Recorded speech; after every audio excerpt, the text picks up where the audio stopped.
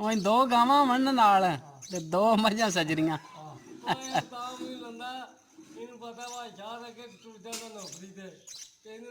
ਕੱਲੇ ਹੀ ਸਾਹਮਣੀਆਂ ਪੈਣੀਆਂ ਨੇ ਨਾ, ਅੱਗੇ 4 ਮੱਝਾਂ ਨੇ, ਉਹ ਥੋੜੀਆਂ ਨੇ, ਉਹ ਵੀ ਬੜੀਆਂ ਨੇ। बिस्मिल्लाहिर्रहमानिर्रहीम अस्सलाम वालेकुम वेलकम टू न्यू ब्लॉग। उम्मीद है जी तुम सारे ठीक ठाक हो, वधिया अल्लाह का शुक्र है मैं भी ठीक ठाक हाँ। अल्लाह का नाम लैके आज की वीडियो करने शुरू। अच्छा जी, सुबह का टाइम है, टाइम तकरीबन 6:30 हो गए तो जाना है हूँ मैं डोगी, तो फिर आने जोड़ा माल खोलना, क्योंकि गर्मी बहुत ज़्यादा होंगी। माल भी 8 8:30 खोल ली।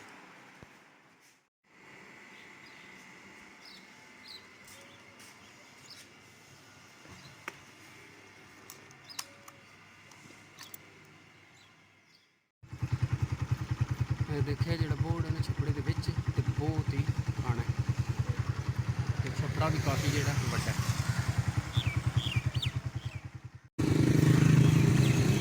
बोर्ड जो तो पानी के ही छपड़े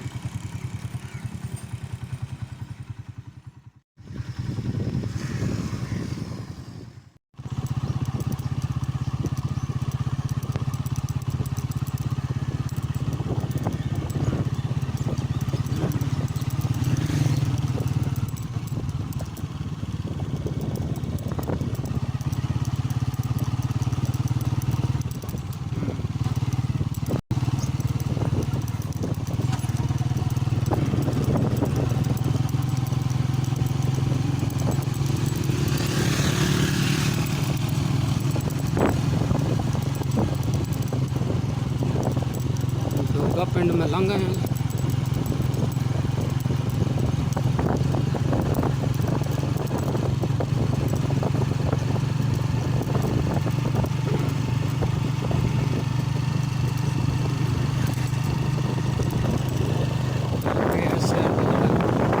मैसियां पिंड ते नाल जेड़ा अगे बरसा,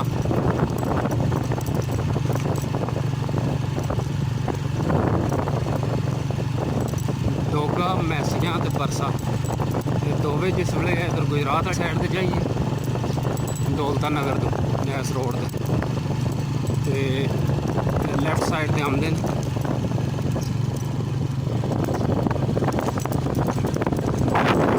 आने ने डोगा ते मैसियां दे विशकार।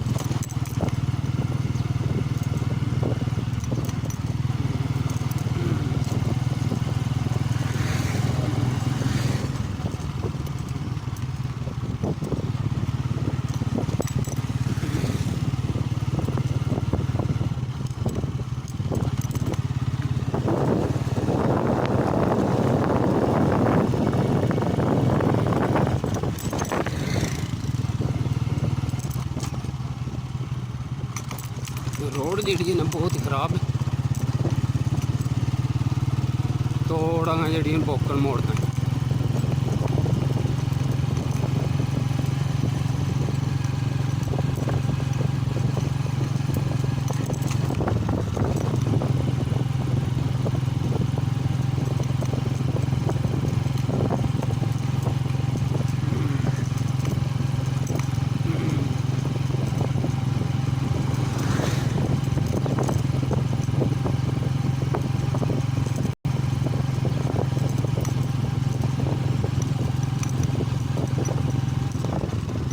अगे आ गया बरसा गांव।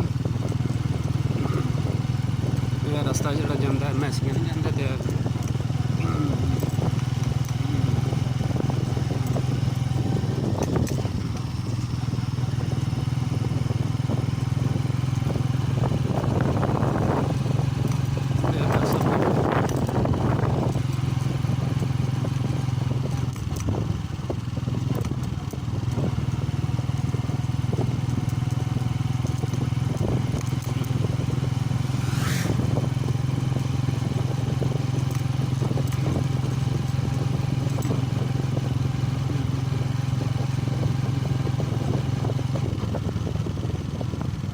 अगू जो रोड है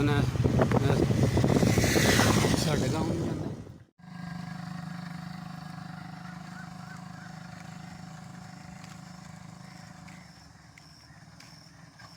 है। ये जो नवा रोड बनया शेरगढ़ तो लैके बरसे तक उस बोर्ड लगे ये नवा रोड है जोड़ा इतों बरसे तो शुरू होंगे चाकां वाली ते साढ़े पिंड शेरगढ़ जाता।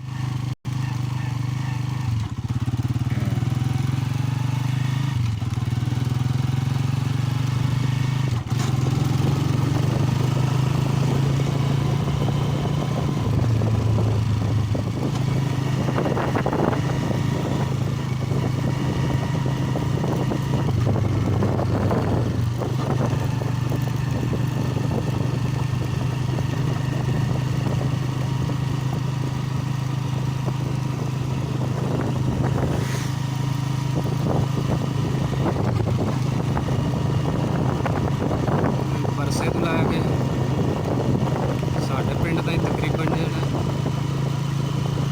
3-4 किलोमीटर है फासला।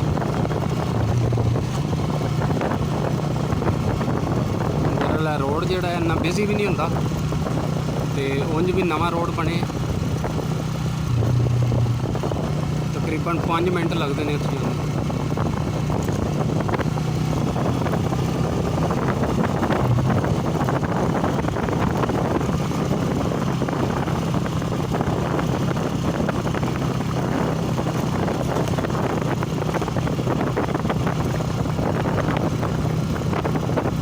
सुबह जो गर्मी बहुत होंगी इस वास्ते बंदे पट्ठे सुबह सुबह लै जाते।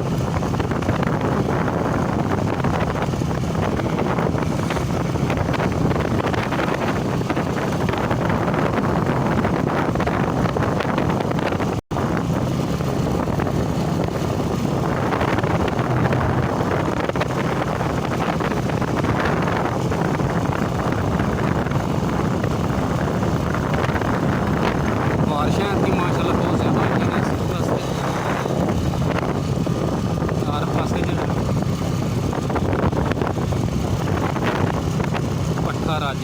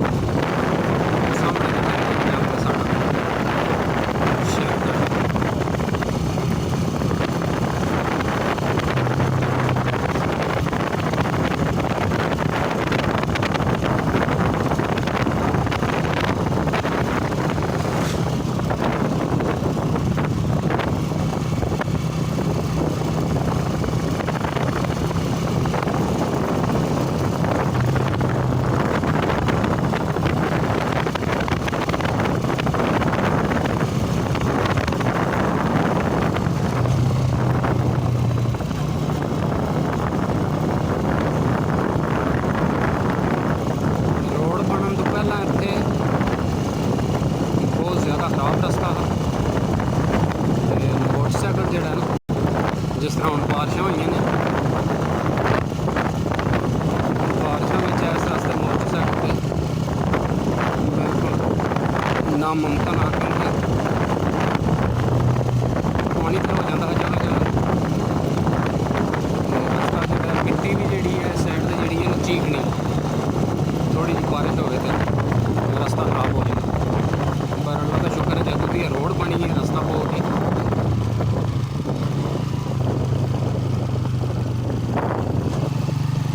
ਵਧੀਆ ਹੋ ਗਿਆ ਇਹ ਜੀ ਇੱਥੋਂ ਲੈਫਟ ਸਾਈਡ ਤੇ ਚਾਕਾਂ ਵਾਲੀ ਰੋਡ ਮੁੜ ਜਾਂਦਾ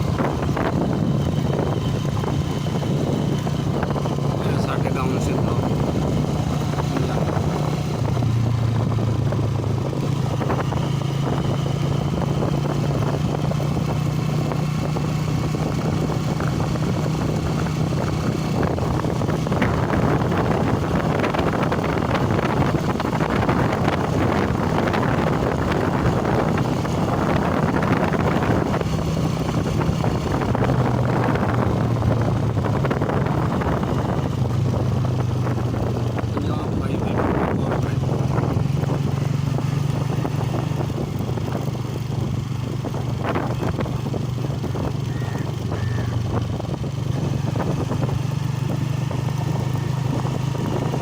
आ गया जी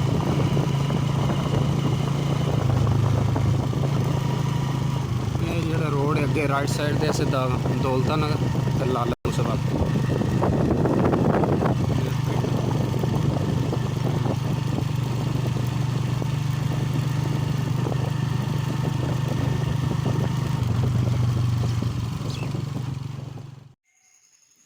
अच्छा जी घर में पहुँच आए तो टाइम हो गया है 7:30 होने लगे रोटी खाइए तो माल जड़ा खोलिए क्योंकि धुप चंगी चढ़ाई गर्मी कल भी बहुत ज़्यादा है तो अज भी धुप जी काफ़ी चढ़ी आ जा रोटी खा ले रोटी नहीं खानी है।